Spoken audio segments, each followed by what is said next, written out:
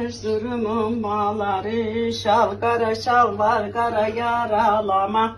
Erzurum'un bağları, o vurgun vurmuş dalı yanmış, civan ölmüş çölde kalmış, yara bel bağlama.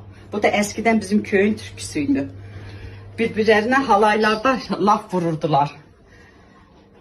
Türkü söylüyordular. Ezemezeden olan, bıyık bezeden olan, iğneli yıldızından göz eden olan.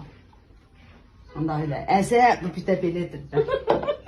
Zar zingiller zingiller, potun bağım cingiller. Zar zingiller zingiller, potun bağım cingiller.